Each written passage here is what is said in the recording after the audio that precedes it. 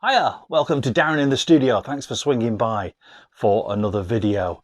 It hasn't been that long since we were together for a video, and last time I was talking about the Kiss 2001 box set, and I wanted to thank everybody for the comments and the views and the likes and all that kind of stuff. If you do like what you see on this channel, then do like, subscribe, hit the bell for notifications, give her the old thumbs up, you know the deal by now, and of course tell everybody about the channel. At the moment we're about 437 subscribers, I think it is, and it'd be great to get up to 450. That'd be a nice sort of rounded number. So what are we talking about this time round? Well, I thought I would talk about one of the most famous and most successful record producers of all time. Of course, there's many famous record producers, but I think this particular guy has got to be the go-to record producer. And I think he's actually quite a picky kind of producer as well. I don't think he sort of works with just anybody. I think he sort of picks and chooses who he works with. We're talking about, of course, the legendary Bob Ezrin. Now, Bob Ezrin was born in Toronto, Canada, 1949. He's worked with many musicians over the years. Of course, he's very famous for working with Kiss, Alice Cooper, Pink Floyd. They would probably be his, go-to bands if you wanted to check out his work as a record producer. He's been producing since the early 70s, and I think some of his earliest production work would be Alice Cooper. So what I've done for this video to celebrate Bob Ezrin, I've got together 10 albums. You know me, I like to do my things in 10. So I've got 10 albums from my collection, all produced by Bob Ezrin. Now, of course, there are more than 10 albums that Bob Ezrin has produced, and there's more than 10 in my collection that Bob Ezrin has produced. But I've chosen 10 which for me really showcase his work and the variety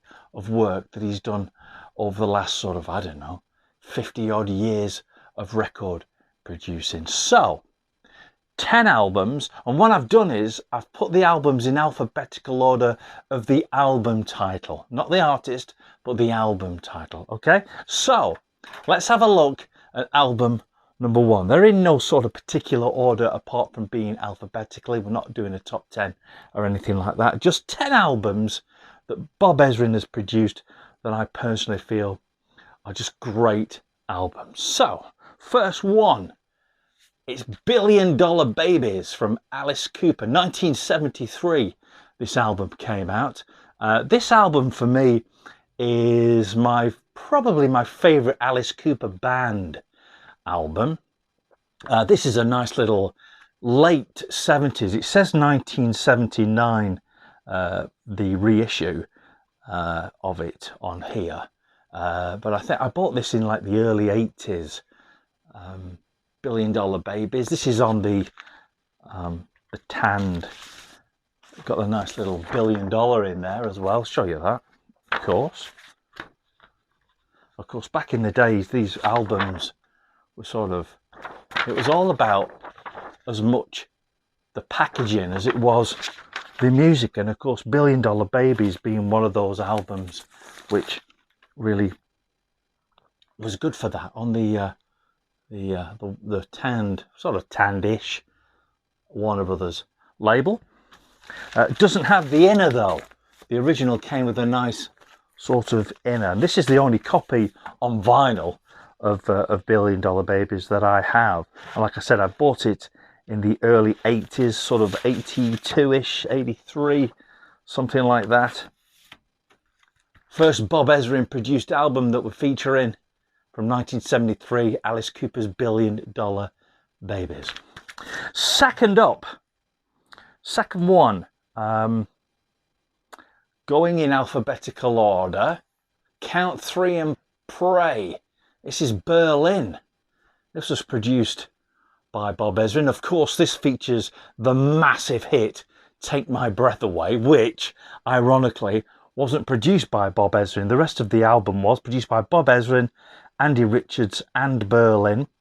The song Take My Breath Away was produced by that other famous record producer, Giorgio Moroder. This is from 1986, Count 3 and Play. Great little rock album, this. You Don't Know is a great track on here.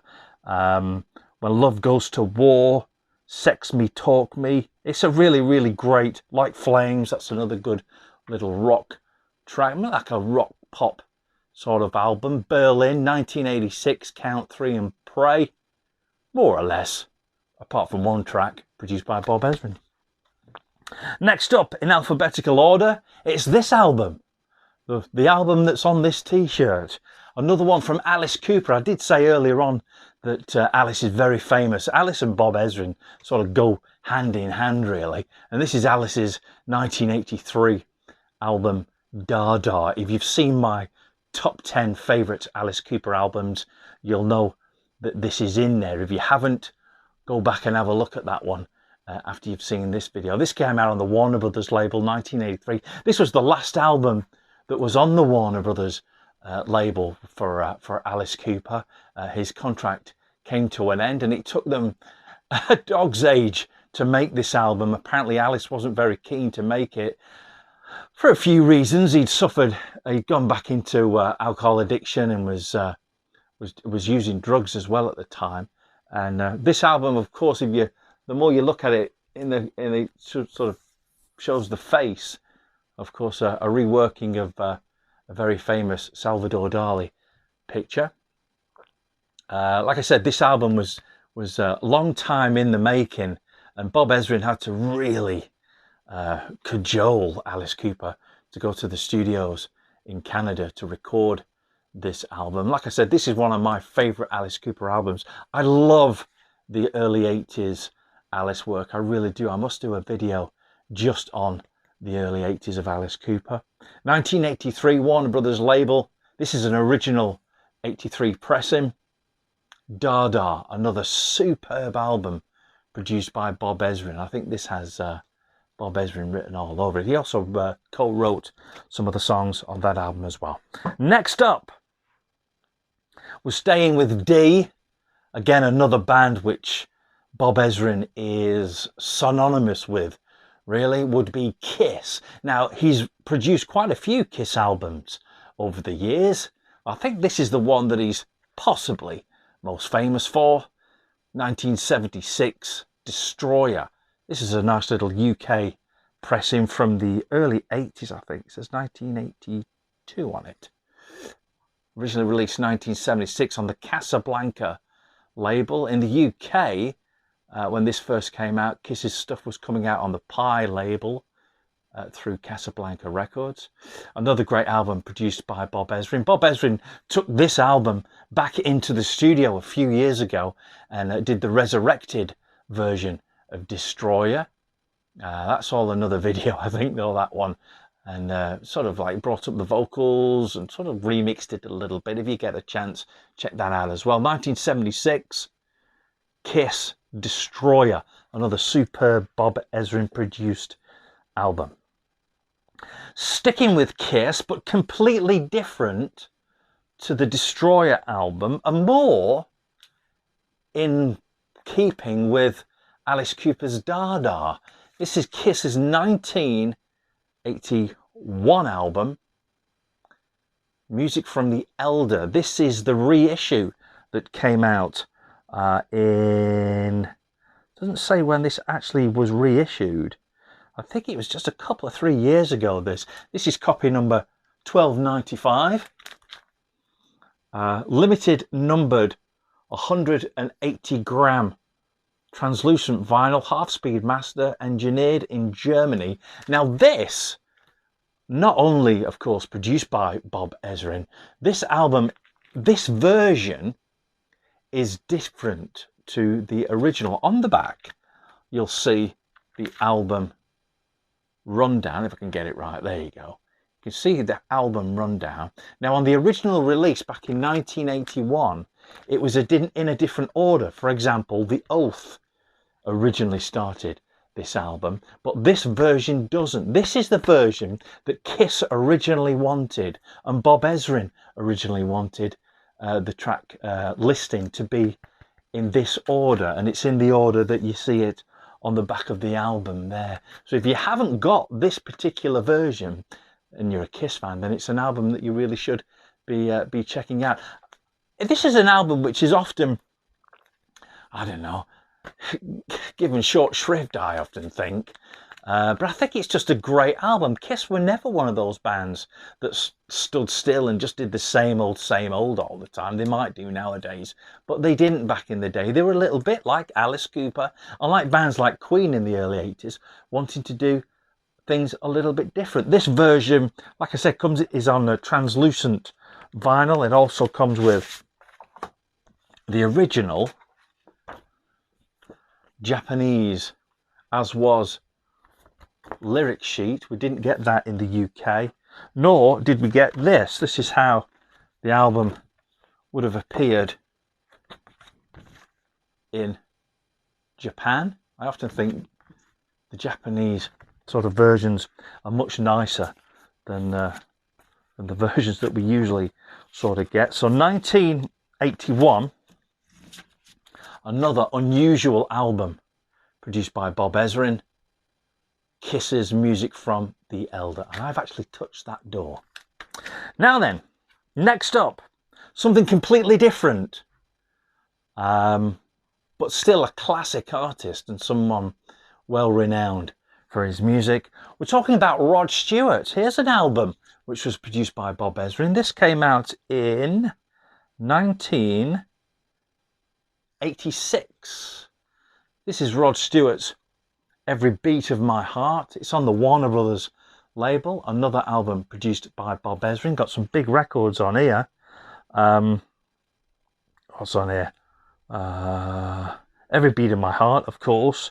It's just a great little album. This nice little rock album. The thing I like about Rod Stewart over the years, he's done sort of different things. You know, he's never really stuck to one style of music. Great rock vocalist, great sort of jazz vocalist, sort of easier listening vocalist as well. But I prefer this sort of stuff when it comes to Rod Stewart. So another album, like I said, from 1986, did I say on there? Yeah, 1986 on the Warner's label. Rod Stewart's Every Beat of My Heart, produced by Bob Ezrin. Okay, next album, we're going back to Kiss, from 1992, I think. Yeah, 1992. You'll know this one. It's Revenge. For those of you that have seen my top 10 favourite Kiss albums, you know this is in it. 1992, Kiss's Revenge, again, produced by Bob Ezrin. Of course, this features the track Car Jam from 1981, which was the one and only full recorded Eric Carr drum solo, and they included it on this particular album. The riff for Car Jam, for those of you who don't know, is actually a track done by Frehley's Comet back in 1987, 88, a song called Breakout. If you listen to that, and which is on the Frehley's Comet album, Ace Frehley's Comet album, because he was working with Ace Frehley around that time, back in 1981, of course, and they were sort of writing together. Kiss, Revenge, from 1992. This is my favourite non-makeup Kiss album. Okay, another album produced by Bob Ezrin, another real classic, another real famous album. And we're going back to Alice Cooper. This is Alice's 1972 album, School's Out. The reason I've kept it in this sleeve, I would usually take them out, is because this is an original 1972 UK pressing, because it has the original fold-up desk, and of course the record inside with the panties, and it's also got, actually this has the little feet on it, the little legs, where you can stand it up and use it as a desk. Like I said before, album packaging was much better back then. We've lost that, I think, with CDs and downloads and things like that. And I know records are back in again, and they've never really stopped making records, but it would be nice to see a little bit more imaginative records made. 1972, School's Out, produced by Bob Ezrin.